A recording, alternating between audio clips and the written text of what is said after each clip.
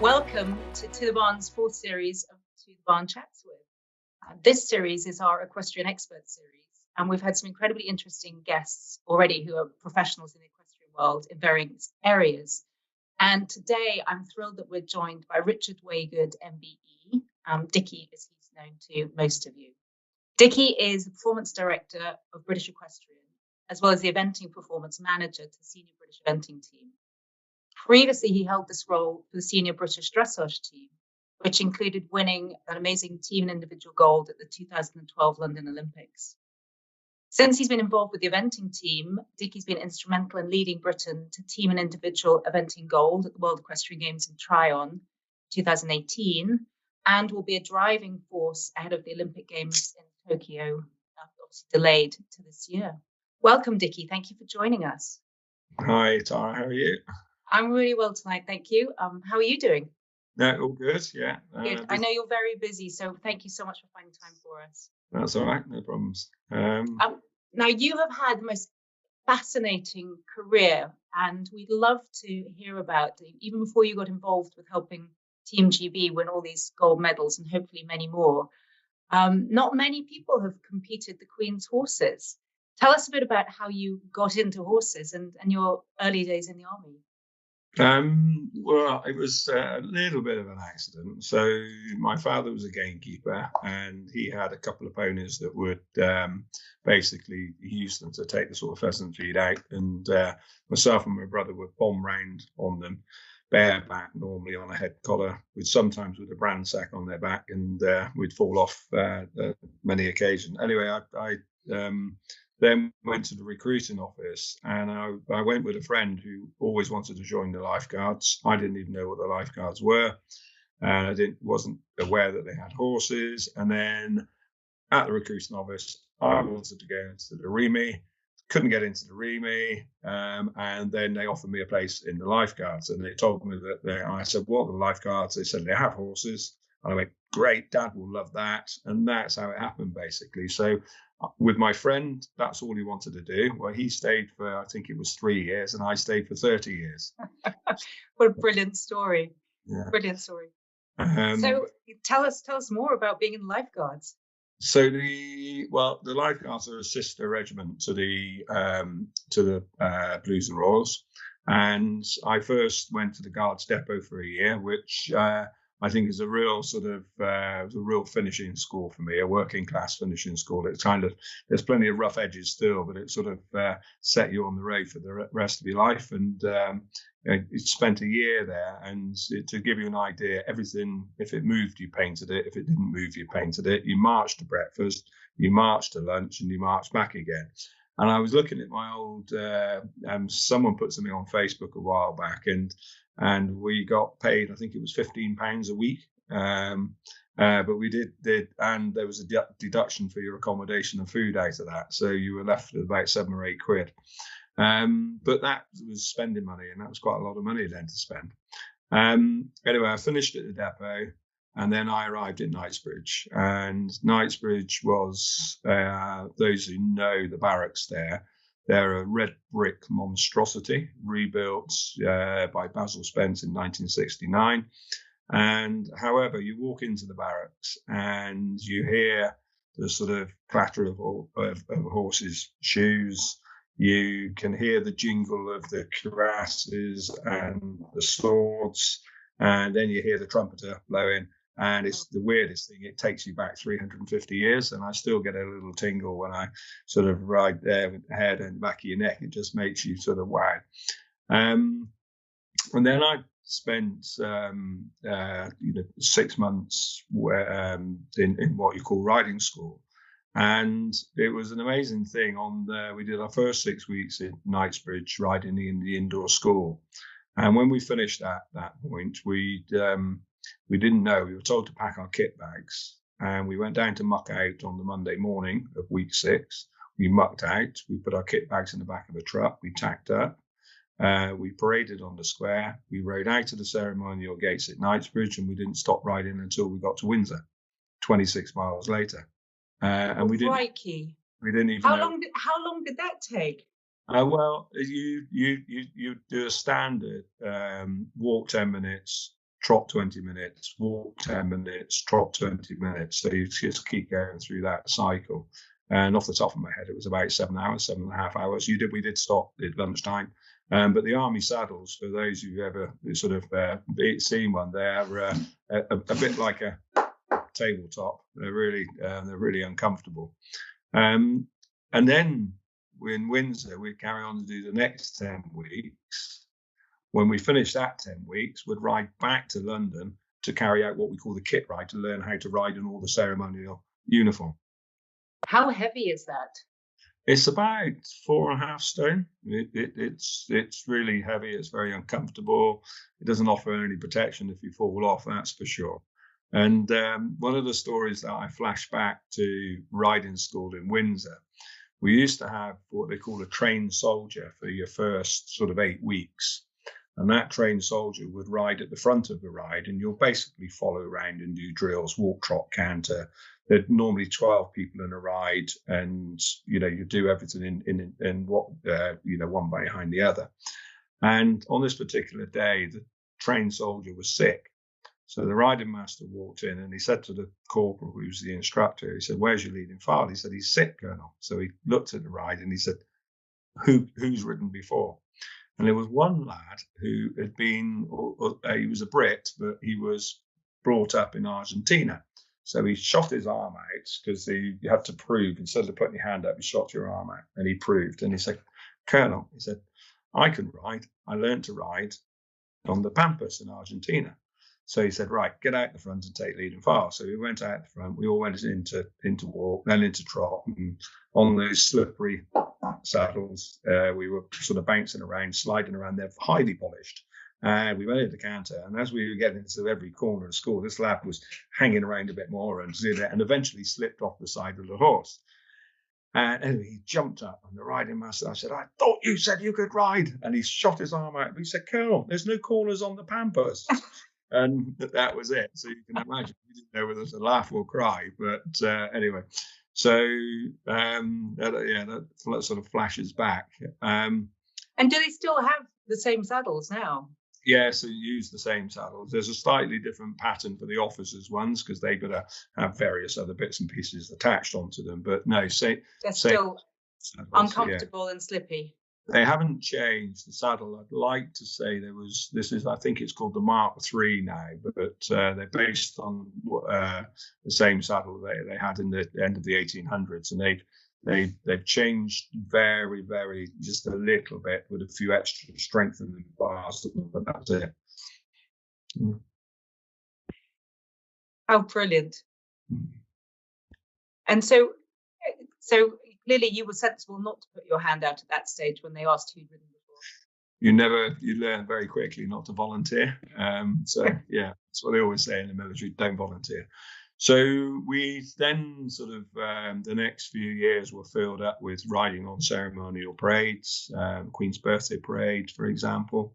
But I've always sort of in life always pretty much known where I want to go. And there was the riding instructors, they would wear a blue uniform, and they were known as the Blue Mafia. I'd like to say affectionately known as the Blue Mafia, but I was probably wrong. And there's 21 riding instructors in the regiment at that time. And that's where I thought that's where I want to go. So after spending a sort of season and a half riding on ceremonial parades, everything from Queen's Birthday Parade to State Open and the Parliament, I rode on Charles and Diana's wedding. That was amazing.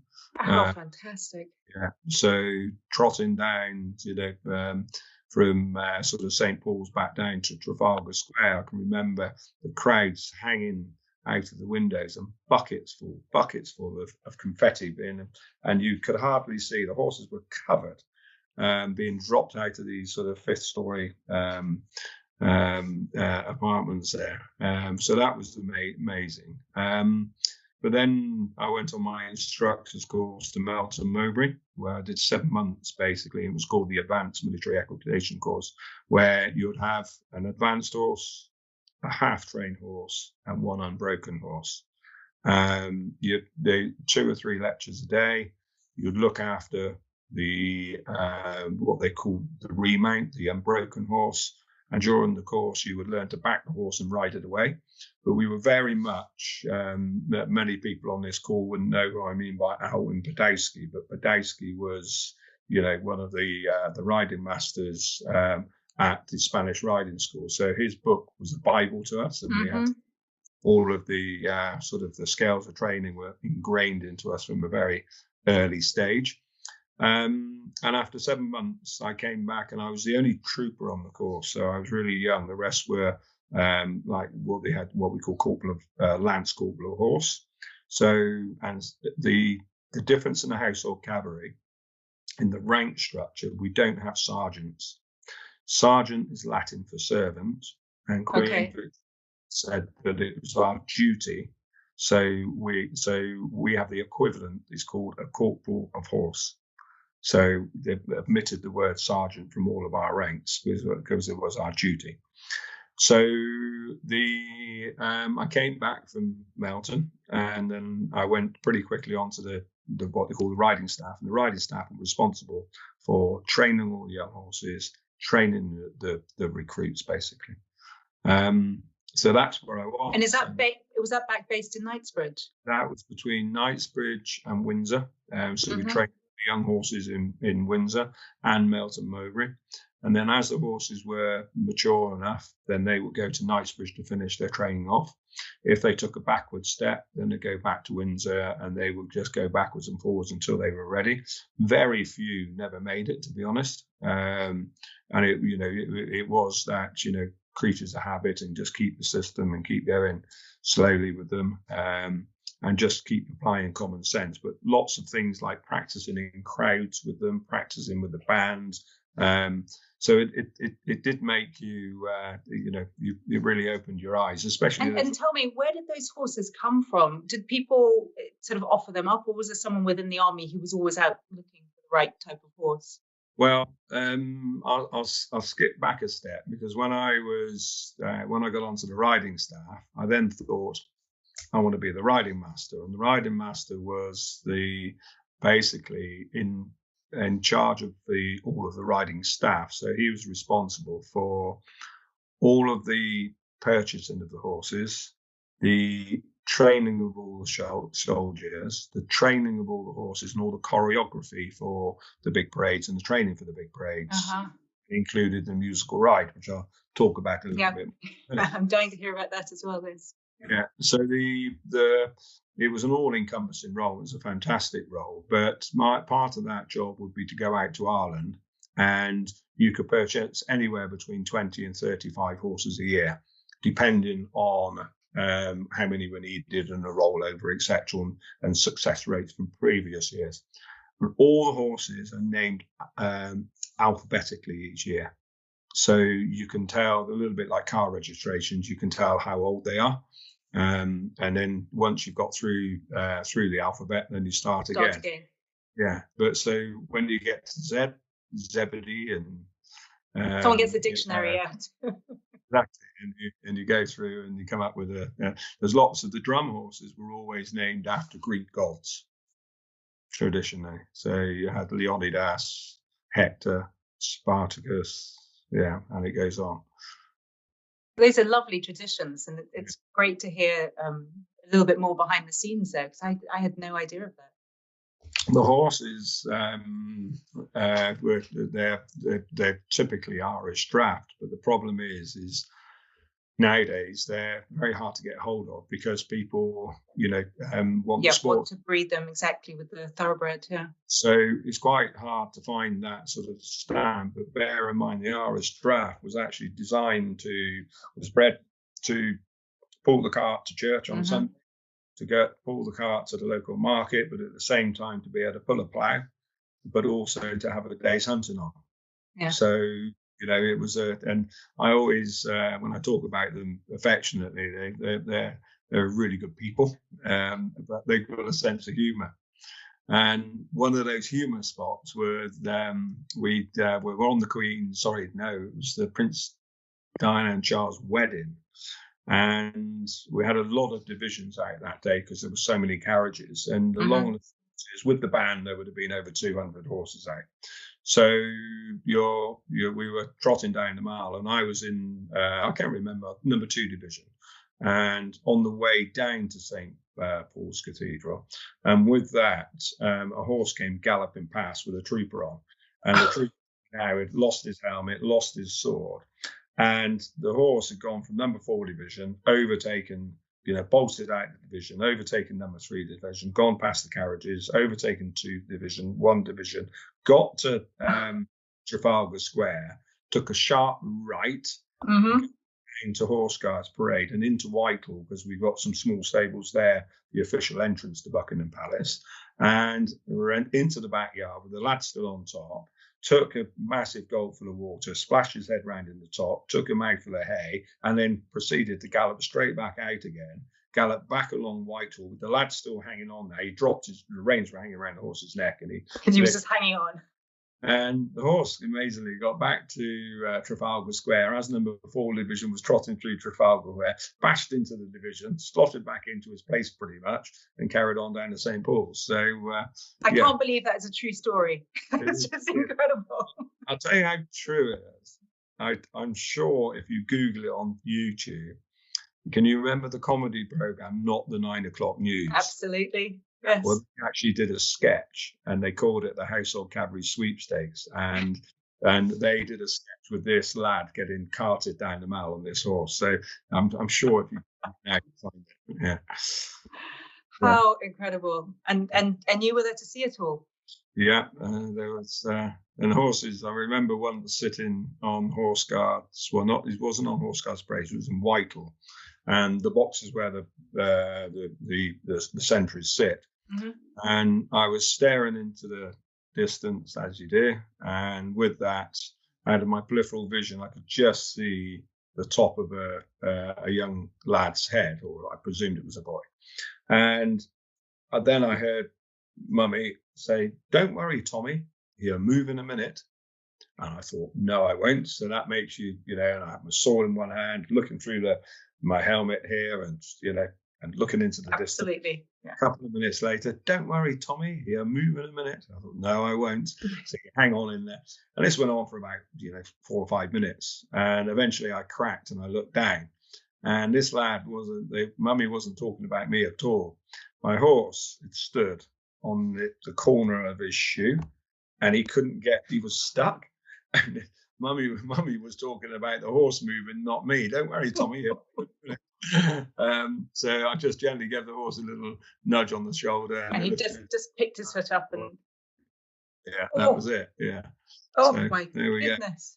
Well, brilliant horse. Well, clearly their training pays off to be able to just stand there so obediently when there's this little kid there. Yeah, they are quite amazing, and it's amazing what you can do with a horse if you just give the patience. Yeah, it's interesting the way you describe that, the time and the patience that you had to put them in the situations that they were going to see, and then if you had to take them backwards, which whatever anybody's doing with their horse, it's always good advice, isn't it? If something goes wrong, just take a step back. Absolutely, yeah. And where did I get to? So anyway, I had my next sort of thing was I wanted to become riding master, and I didn't really know what eventing was. And although we were taught on the long equitation course, and but I really didn't understand it too well. And then we were allowed to compete a bit, and then I got the bug, and that was it. So then I wanted to ride around badminton, and I was told that there would be a chance that I'd be able to achieve that in the army. And so as soon as someone would say to me, "No, that's not possible," then it's rag to a bull. So I didn't have, really surprising people to surprise when I said I didn't have team aspirations, because I knew that with the jobs I had in the army, there was no way was going to happen. But I realized that I probably would be able to achieve certain goals, and that sort of fell into place. And while I was sort of going through this journey, I had my army career, which I was quite passionate and bonkers about. I had the event inside that I was just gets under your skin, and it does. It really does. I was riding at Windsor Horse Show in the jumping class, because I did quite a bit jumping there. And because the was that in? Because I know there's there's a forces class, isn't there? Yes, this was in the forces class, and it was a class called the Queen's Cup, and I was jumping a horse called Fly By Night. And anyway, long and short was, we'd won the sort of jumping class. The Queen was presenting the prizes, and she asked me about the horse, and I said it was an army horse, and she was quite shocked. And I said, I'm taking it to Windsor 3-day, 2 weeks later. So anyway, the challenges around Windsor, and Majesty's then, so the Queen said, I'd like to know how you get on. So anyway, so that was where the story, where the journey really began. So what a lot of people will be aware of, that particular year at Windsor, I rode on a rehearsal for the Queen's birthday parade, which we rode out of barracks at 2:00 on the Thursday morning. So you had to do your rehearsals before the traffic started. Mm-hmm. I then did a full rehearsal for the Queen's birthday parade, got back into barracks, jumped off the horse, sorted my horse out, jumped in the car, rode to Windsor, did my dressage test. And then, this is it, the 3-day.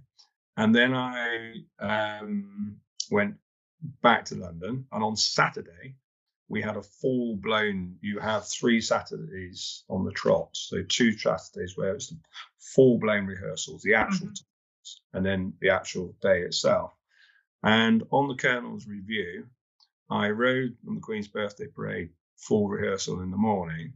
I got off back into barracks at 1:00, in the car, flat out down to Windsor, and I rode roads and tracks and cross country in the afternoon. So so you've been good at juggling things from a long time ago. Yeah, I suppose I have. Yeah. So yeah, it was quite bonkers. And do you remember how you got on? I was 6 that year, and then the story went that the Queen's stud groom informed the Queen of the result. And then in a matter of sort of months, I had my first horse from the Queen, which was a horse called Joust, which was a really good jumper, but really, really strong. And I competed that for a couple of seasons, for a few seasons actually, yeah. And then a few other horses came through, and then probably the best known one was one called Peter Pan. Yeah, I remember Peter Pan, the coloured horse. That's right, which was a lovely horse. Unfortunately, he was a head shaker. So the dressage was almost impossible at certain times of the year. I couldn't, it was so bad with the lime trees in Windsor Great Park. I couldn't ride out in the park at certain times of the year because you couldn't sit on it. Yeah. But he was a really good jumper, and I rode him in the. I stopped eventing him for that reason. But I rode him in the. The Aventers Grand Prix at Hicksted, when it was really used to be when the jumpers jumped in it, and I rode him there 3 times, and he was always in the top 10. But he was a good jumper. And I remember once in one of those higher and higher classes that they used to have at Dormsty, which Beanie used to organise. I can remember jumping there. We jumped a decent fence, and I was beaten by Tina Fletcher on the Puissance on a couple of weeks later at Hoy's. So that's not a bad person to be beaten by, or not a bad horse to be beaten by. Brilliant. And Her Majesty Queen is known around the world as a very knowledgeable horsewoman. Can you share a story or two from the times when you were riding her horses with us? Yeah, I think I was really, really lucky and was hugely privileged. And the same in the roles I've been in. It's just, and I would, on a Monday, if Queen was in Windsor, I would often go up and hack out, or she would watch the horses training. So that was just amazing to be able to do that. And she was really knowledgeable. Breeding, you just sit and listen, because it was really, really. And what I learned very quickly was, if you knew something, you knew it well, and knew the facts, you would put it on the table. But if you don't, just don't, because you're so knowledgeable. So that was an amazing thing to be a part of. And when I came to close to leaving the army, I asked the Queen when I was hacking out if it would be possible to have a picture with the riding staff, 2 horses laying down up at the castle, with the castle as the background, and as a present to the riding staff when I left. And the Queen said, when would you like to do it? I said, well, it was now end of May. And I said, I'd stepping off, handing over in November. So November. And she said, no, can't guarantee the weather then. She said, this Saturday or next Saturday. So we got all the boys down there, tipped up. But what I didn't tell them is the Queen came herself and stood in the picture. And how wonderful. It was amazing. Now, what was incredible is had the picture taken, and she spent the next hour talking to those lads. And she amazing, absolutely did not need to do that. She spent an hour with the lads talking about the horses, the regiment, how's everything, bam, bam, bam.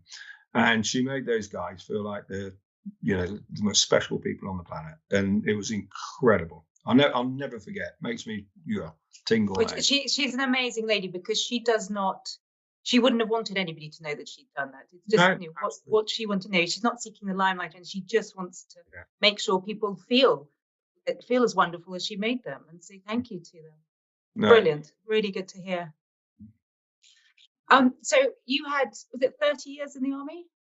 Yes, I did. Sort of came. I could have stayed a bit longer. The problem I had, I could have stayed another 7 years till I was, where are we at? 8 years, I think, till I was 55. But the challenge, I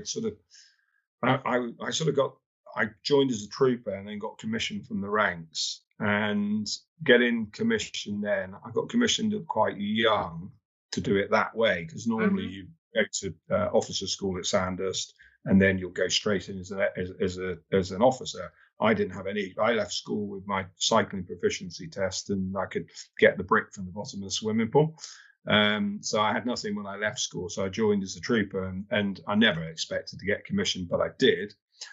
So I sort of came in sort of that route. But for that type of route, I got commissioned quite young, which meant that I sort of reached the sort of high as I could go quite quickly. So big believer in, leave something while you're still wanted. And that was sort of my sort of philosophy. So I could have stayed, but I would have either stayed in the same role, or which I loved. I absolutely loved every minute, but I was worried about sort of going over the edge in it.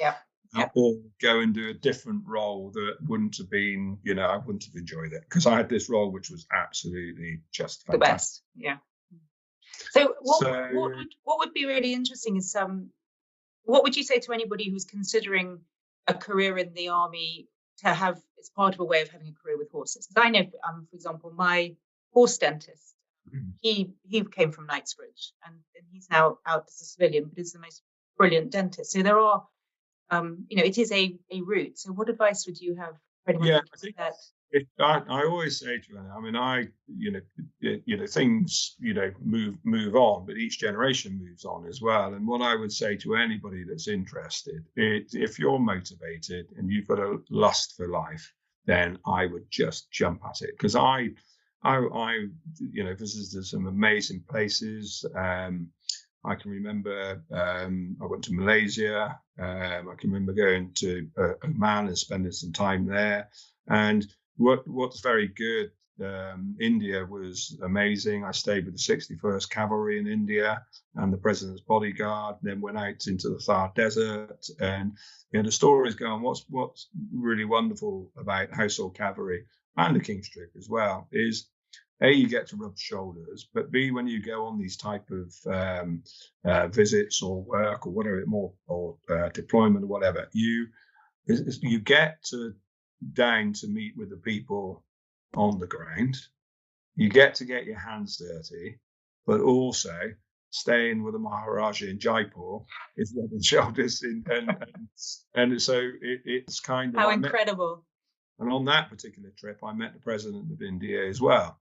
So it was, it's just bonkers. And as I said before, I sort of left home with my cycling test, and I was a proper hedge kicker from the sticks. So I look at it so many times and just think it's bonkers. So I would absolutely recommend it, highly recommend it. And for some people, it works for 5 or 6 years. For others, it's a whole career. And the opportunities now are the same for men and women. So opportunities are the same, and highly recommend it. Brilliant. Well, I think you're. It's hard work. Well, anything that's worthwhile is going to be hard work. Yeah. But you're a very good advertisement for it. So, to come from your cycling proficiency test, several, and we hope many more gold medals. This is pretty good.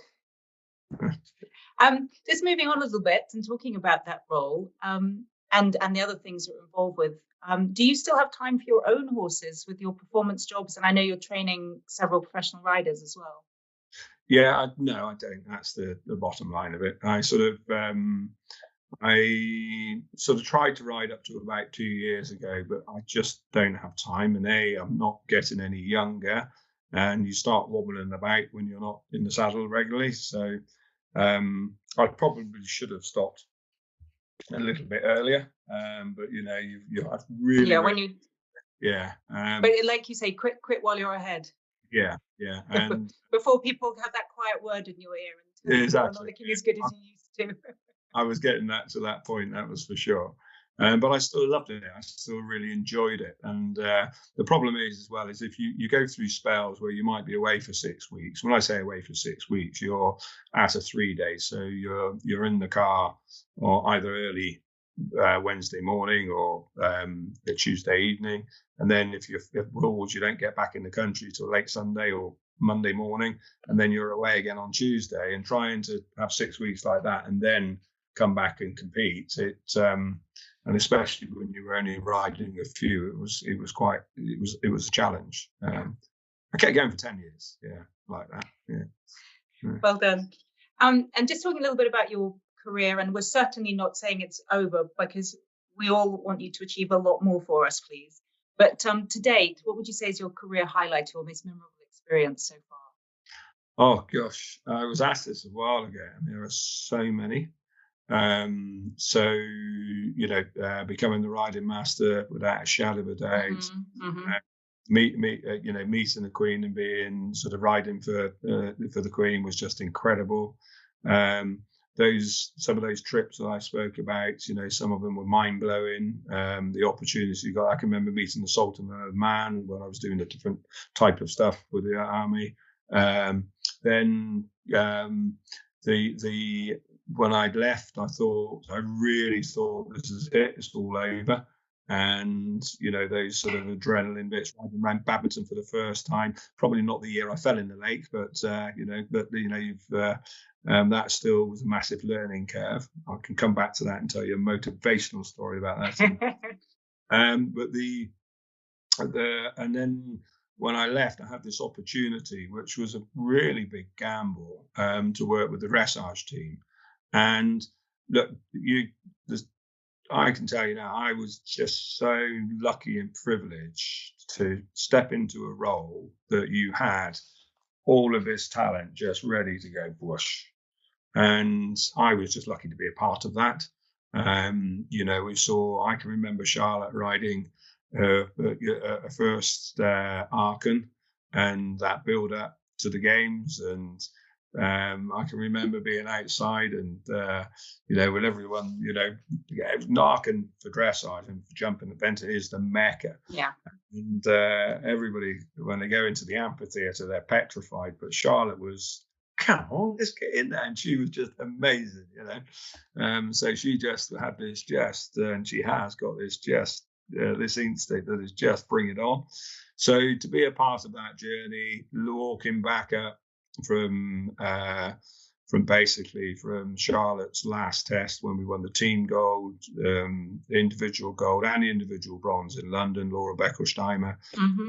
And I can remember walking, I had to pinch myself because I can remember walking back with Charlotte after she won the individual gold. And before we got to the stables, I was going up the ramp, obviously, everyone passing everyone at the back, but then had this sort of moment there. And my head suddenly went, right, Rio, 4 years, let's get on with it now. I'll get home now. And I had to slap myself and say, don't spoil it for everyone. Because we were staying for another day and the medal ceremony, the news, the media work you've got to do, Dad. And I thought, do not spoil it, because I was ready. I was gone. I was thinking about Rio, walking up the bloody ramp. Well, this just shows how lucky Great Britain is to have you in the roles that you're doing right now. That was what you jumped to straight away. Yeah, I think I'm as lucky to have just been in the right place at the right time with a great group of people. Your technical skills are one thing. So I say this often about event horses. The event horse only needs to clear the fence that much. But if the fence gets that bit up to there, it needs to clear it again by that much. That's all they need to do. And more often than not, when you've got technical skills versus character, I'll take character every time, because there's so many times, and I've been so guilty of it, of having a super talented horse, but so talented, they're normally a bit hot. They're normally a bit, and you can get them to perform, but it might take years to get it to that one point. But then there's so much ups and downs in between. Or they're a fantastic jumper and they overjump, and then you can't turn to the skinny, and they get into trouble. They're too hot in the dressage. Whereas often than not, you're driving home from an event, but they inspire you because you get that magical feeling. But you drive home from an event, and there'll be so many people on this call that will appreciate this. You're driving home, and you've had a run out, or it's overjumped, so it's had a pole down because it's been too explosive, too fresh, or it's blown up in the dressage. But you've had one amazing movement, you hang your hat on that horse, but yet you look down at the dashboard and there's another third or second rosette from the horse in the back that actually just has only got enough technical skills to keep getting 7.5s, but it doesn't miss a beat. It gets 7.5 for every single movement. It doesn't touch the poles. It's economical cross country, but on the line, and you can go quick. And there's another, and it doesn't give you that magical feel, but yet there's that. And it's having character to deliver on the field of play week in, week out. And this is where Charlotte, for example, and Valegro, both super, super talented. But how often do you get super talent with super character to deliver on that? And that consistency. Yeah. Not just Charlotte, the horse as well. So that combination was absolutely incredible. And my sort of Valegro story was in Herning at Europeans. Yep. The horse, Charlotte and Valegro, just won the individual gold. And she went she was doing a lap of honor. And the crowd, it was a football stadium, the crowd were going mad, all standing on their feet. And she did an extended trot down alongside for a 12. It was amazing. Yeah.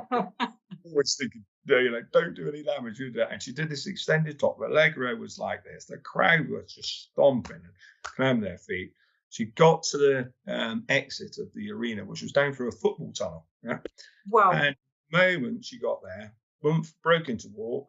Valegro dropped his head, totally switched off, looked for the sugar lump from Alan, took the sugar lump, here was just quietly there, and it was job done. It was the most amazing character that it could perform like that, but yet it could, and it knew when just to relax.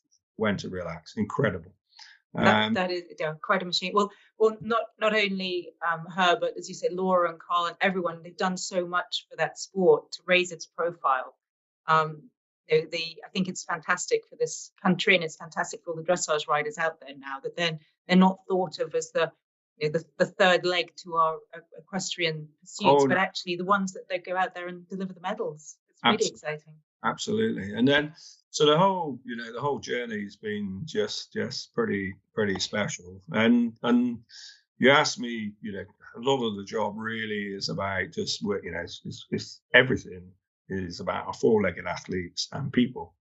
And I remember I learned a long time ago, leading from the back is quite hard, because a lot of the job is leading from the back. When things go wrong, you've got to step up and lead from the front. But the leading from the back, I learned basically from from an old boss of mine in the army, and he turned around and said, just remember, he said, when these boys canter into the arena, this is the musical ride. Mm-hmm. The thing you can do as the riding master or a coach is control your own emotions. The rest is over to them. And it taught me a valuable lesson about trying to empower people and give people ownership. So that was a sort of wonderful tool that I've used, and my sort of philosophy around that. That's fantastic. Well, you've preempted one of my questions, which was going to be, who has influenced you and what have you learned from there? And that's a great skill. But I suppose what you're also saying as well is that the preparation that goes in as well will help you be maybe a little bit calmer if you know your guys have done all of every bit of training that they possibly could have done beforehand. Yeah, with any sport, get the basics right. Have a system, stick to the system, get the basics right. And when things go wrong, you just revert to the basics and make sure you're sticking to your system, and that will see you through invariably. And if you have a system, you can normally turn around and say, hang on a minute, which rules have I broken? And you can always find one, and you put that right. You're on your merry way again. So you can do so much self-coaching as an athlete. But again, with the empowerment, with the creating an ownership philosophy, you want your athletes, and I do, I appreciate the riders, but I refer to our riders as athletes on most occasions now, for the simple reason is, the work that goes on behind the scenes with their diets, with their work, with their core strength, with all the different for every discipline. But with the sport has moved on massively. Yeah. But when they canter down the centre line or out the start box, or when the bell goes, then they've got to have the confidence to be able to think themselves when things go wrong and go from a plan A to a plan B. Which brings me back to my badminton and lake story. Good. So, I'm glad you brought this up. Yeah. So where were we? Where I marched in front of the commanding officer, and he's asked me, he said, Dickie, I was going in for my confidential report. And he said, Dickie, okay, read through the report, fine. He said, what aspirations do you have left? You're now riding master, and you've ridden around badminton. And I said, Colonel, I want to be on a question of sport. And he looked at me, and I said, well, if I'd been on a question of sport, I'd probably won badminton or won a medal. And he went, I like the way you're thinking. 2 months later, before I'd even arrived at badminton, I had a reasonably good year the year before. And I'd already decided that I was going to go under the time, and I was going all the quick ways to achieve it. Well, I hadn't even walked the course, I hadn't even arrived. And it rained and it rained and it rained. And this particular year, they took one of the fences out, but only 3 of us went through the direct way, and it caused, and the rest filled footpath. So they took the fence out. Anyway, I stuck to my plan A. I was going the quick ways, I was going at the time, and never, bump. Got to the lake and went for a swim. I jumped into the lake without the horse, and I got back to my horse box, and I'll never forget there was a text there from my commanding officer, and it said, well done, Dickie, it looks like you're going to make a question of sport, but for what happened next. That really in my place. So anyway, my lesson really then was you've got to have a flexible strategy. And you've got to have a plan A, plan B, plan C, and you've got to be quick enough to be able to just go to those strategies. And a little bit like, politicians get a bit of a hard time for doing a U-turn. And in the roles I have, I, would quite happily do a U-turn. And, your objectives are X, Y, Z. But to get to those objectives, you can only make a plan on the knowledge that you have at the time. But then you get into that plan and you suddenly get new information, And I'm very happy with new information to say, you know what, our objectives are still the same, but we need to go another way around this. Mm-hmm. So it taught me a valuable lesson, and it's I do quite a bit of motivational talking. So, whoops, I'm surprised that's the only one that's that actually. So it's taught me a very valuable lesson to just any plan you have, be flexible. But you see it. I mean, just at the weekend, I got some of the Formula One, and there was some. The weather had changed, and you hear the teams immediately going to their plan B or their plan C. And it had in sport, it seems like that is a sensible route because conditions change, don't they? But that takes you back to your training, I suppose, to make sure you know what your plan B and your plan C is. Yeah, there's two sort of things that some good military expressions, train hard, fight easy.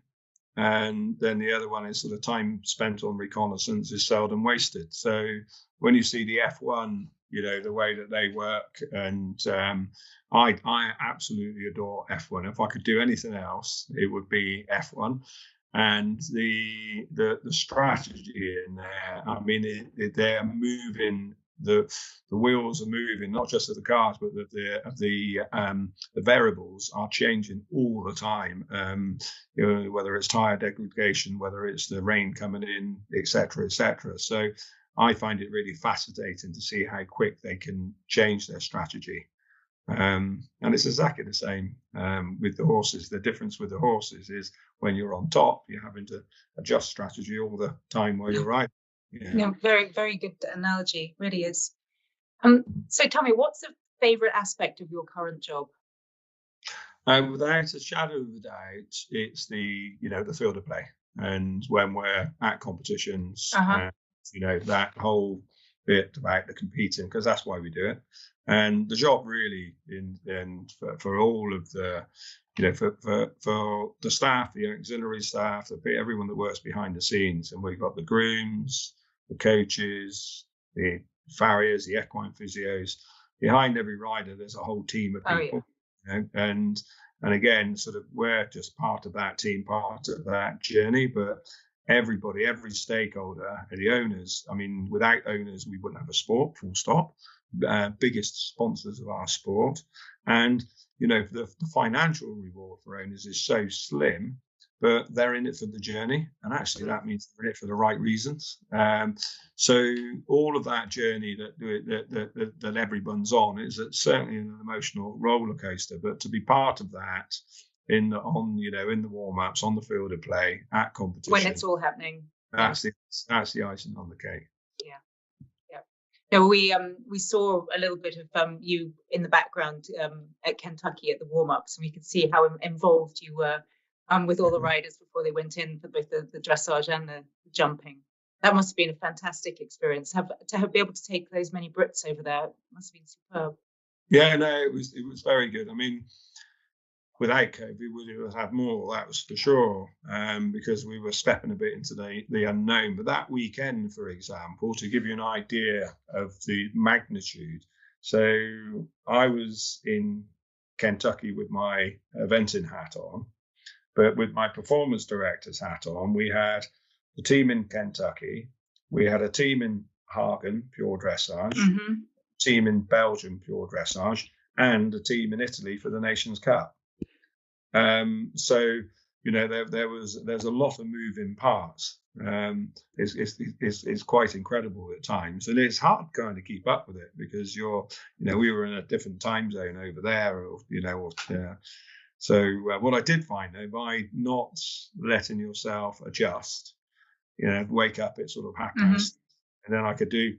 By 4 o'clock, I was wide awake, and I could do sort of 3 hours work before we got to the showground. So it kind of kept you up of the emails, and then you do your bit, and then come back and you sleep.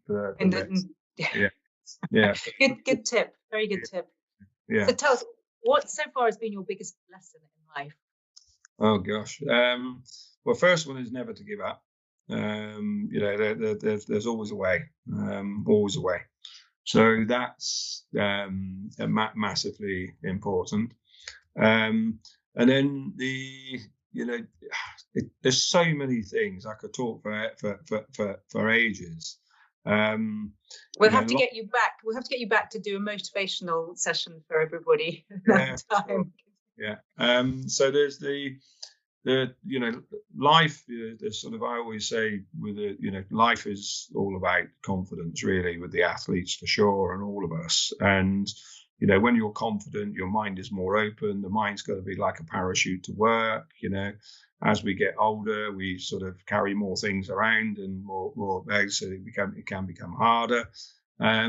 So that sort of maintaining and keeping confidence can be really, really hard. So that's really important. And then also timing. I think you've got to grab opportunist moments, and sometimes when you don't know what to do, the best thing is to do nothing. But at the same time, if you do nothing, then you don't know. And I can remember using a slide with it was the Rotterdam slide when they won the first European Championships with the team. And there's a picture that stood with the team, podium, got the shield, and I remember using this in a motivational story, and I've got the words "made it" up there. And halfway through the presentation, it was a motivational. This was the end slide. Made it. We've won the European Championships, and then I realised, and I stopped halfway through the talk, and I said, "What's wrong with this slide?" And people looked, and I said, "Ignore me holding the plate across someone's face for the photo shoot, whatever. So I was holding it up like this and whatever." And they looked at it, and I said, "It's the words 'made it.' The moment you've made it, you're either living the dream." And if the moment when someone says to me they're living the dream, I say, "Okay, you're stagnating." Yeah. And the moment you think you've made it, that is the moment you stop evolving. Yeah. Exactly. The moment you stop evolving, you start dying. Yeah. And that's my sort of take on that. That's so true. That's really, really good to hear those words from you. I think, and never give up. Yeah. And take a deep breath, ask for help, and find another way. Yeah. Right on. Yeah. We've been talking about the professional riders, and I think a question I'm dying to hear, because I often get asked it by the younger people coming into the sport, wanting to make a profession of riding and to make it work. What are the common denominators that you see amongst those riders who've really made a successful, long-standing career out of their riding, working with horses? And sort of on the flip side, what are a couple of the common mistakes that you see that youngsters might make, which we can maybe flag to them here to say, don't do that? Because as we know, raw talent alone, as we've been saying with the horses, is not going to make it. You need a lot more behind you than that. Yeah, I think, there's a number of things. The first one is, the business side of the sport. If you don't get your business aspirations sorted, then you can't fulfill your competition aspirations. And one doesn't go with the other. So make sure you understand the business side and you have a model that works for you to allow you to be able to do the competitive side. And that's where a lot of people find it really hard. Mm-hmm. And they try to take on too much and try to do lots, but not very well. So, get the business model right, understand the business of equestrian, so that then your competitive aspirations will look after themselves. And there's it's easy, using words, but actually, behind that, there's a lot of studying and things to do. Keep an open mind, and with training and coaching, it's one of the it is the biggest marginal gain. So good quality training, and then start never be afraid with take the golden nuggets and slowly build your own system, and take those chunks that you learn, the nuggets that you learn from other people. Storytelling, this is all we're doing this evening. Storytelling. Mm-hmm. A great way of communicating and sharing good practice. So when I love it when I get somebody that comes along that I'm coaching and they want to know everything. or when you finish the lesson, it might not be about that particular session that you're doing, but they want to. And one of the common threads of elite athletes, especially multi-champions, is that thirst for knowledge. No, they know that they've. Well, Dick's going back to your last point. They know that they've never made it, and they're still continuing to want to improve. Absolutely. Yeah. Very much. Right. While we have you on, tell us a little bit. I'm not going to pry on any secrets or who might be on a long list or a short list or something like that. But can you just talk us through the timeline for selection for the Olympics that are coming up at the end of July? I know you were at Aston Walls looking at the British eventers. So how does the process now work for the teams between now and Tokyo? So the process is very similar across all the disciplines. So you'll have your selectors who so not 3 selectors, and with those selectors you have an independent chair, somebody who knows nothing about horses, so they've got no invested interest. And when I say nothing about horses, nothing about that particular discipline.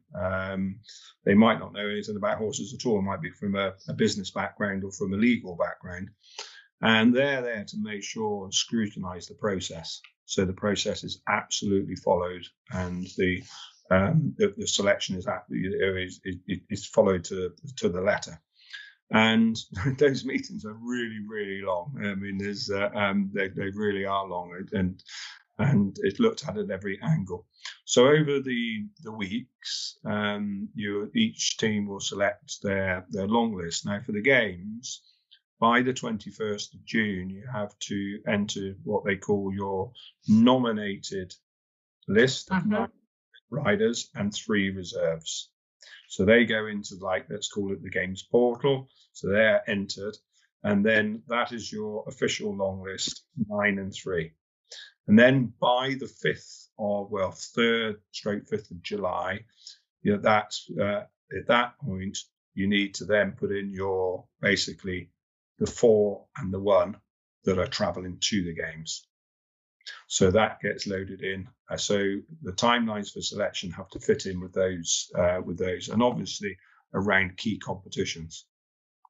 And so that doesn't give you an awful lot of time between selecting the people who are actually going to go and when the horses go into quarantine. You would normally select before those key dates. Right. So you'd select before those dates, and then, but that gives you then up to that date, you can change those, but then once they're in, you can only go from a certain list. So. Crikey. And I'm not even going to, I think it would take me a whole other interview to go into all of the logistics to cope with Tokyo. Okay. It's not only on the other side of the world, but the weather and the conditions. And but from the feedback from the test event was that the Japanese facilities, particularly at the main site with air-conditioned stables, are pretty good for the horses. Yeah, mate. Yeah, the horses and the grooms will have the best of it, which is good. Yeah, as it should be. Absolutely should be. Yeah. So no, and the test event for us went really well. Showed that they can cope, and overall it ran really, really well. Yeah. So I'm going to, well, actually, it's probably, I'm not going to ask any secrets here, but with 4 British eventers in the world top 8, Oliver, Piggy, Tom, and Alex, the selectors got a pretty tough job. There's plenty of them to choose from. But what is the overall expectation on Team GB in equestrian medals? What's the pressure that's on your shoulders? Oh, well, I mean, at the end of the day, there's no point in going if we're not punching high. So it's as simple as that. We're the sport, as we know, has 1,000 variables. Cutting down to a 3-man team to count, that is massive. That makes it variables. However, we're going with the attitude we want to win. Fantastic. Well, best of luck from all of us on that one. And then in addition to the Olympics, there's European Championships as well. The jumping and the dressage are elsewhere, but the eventing is in Switzerland this year. Do you know the venue there? No, I've seen it's in Avanches in Switzerland, the week after Blenheim. I've seen lots of pictures. I've seen the slideshow presentations. We've got hotels booked, etc., but not actually seen the venue yet. And what will be the selection timeline for that? It's quite similar to the games. We'll select a long list quite early. The difference is with the Europeans, we send 6 riders, two individuals, and well, all 6 compete for the individual rankings, but 4 of those will be in the team with 3 scores to count. So there's a lot of team places up for grabs this year across all the disciplines. I wrote about it recently. Games, Europeans, that's 9 places, and we've got that in all the disciplines and the Olympic disciplines. Unfortunately, the paras have got the games, but they haven't got a Europeans. However, this could be.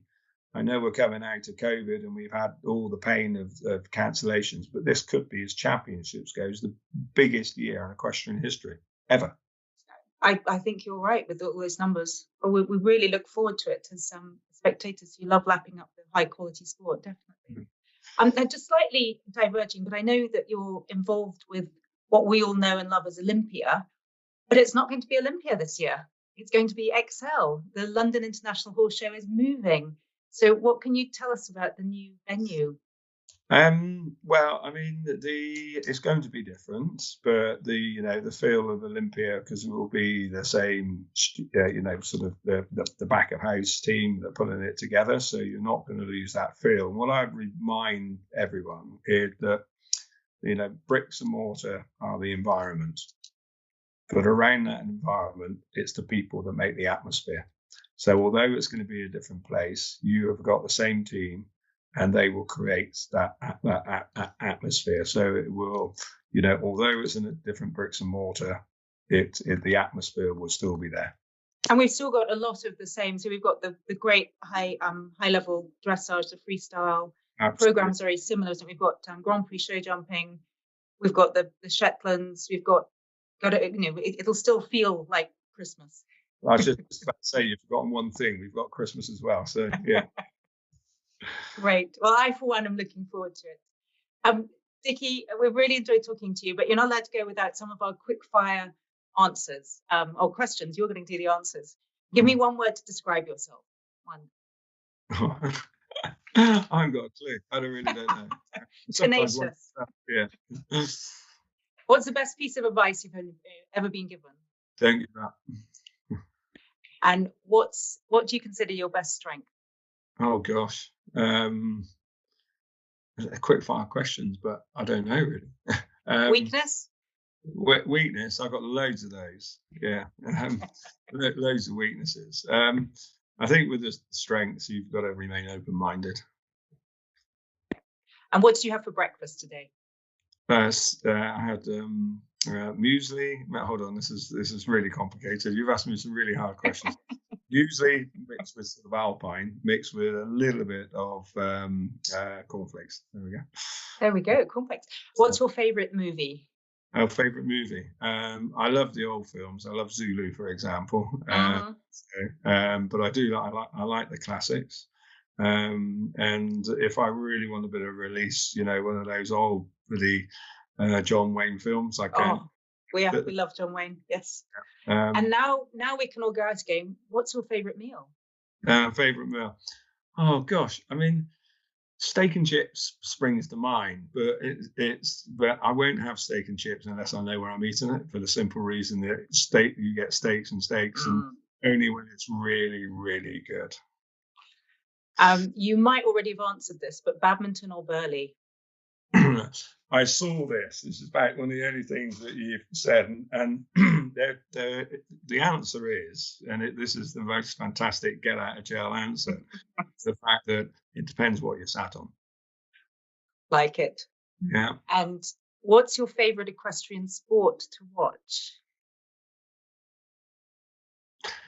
That's a good question, because when I spent the time in the dressage world, I got really, really hooked.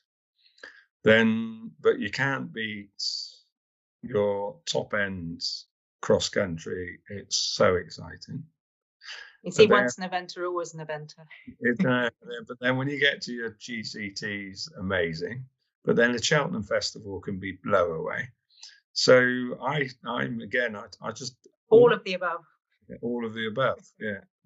So it is bonkers, mind you. I think in the equestrian world, we're all bonkers, just some more than others. That's true. Dickie, thank you so much for joining To The Barn today. It has been fascinating hearing about your career, your first career, your current career. Long may it continue. And from all of the Brits watching, we wish you much success at the Olympics and the Europeans. And for the rest of our global audience, I don't think you've given away too many secrets. So thank you very much. Thank you. Thanks, Tara. Lovely to see you. Bye-bye.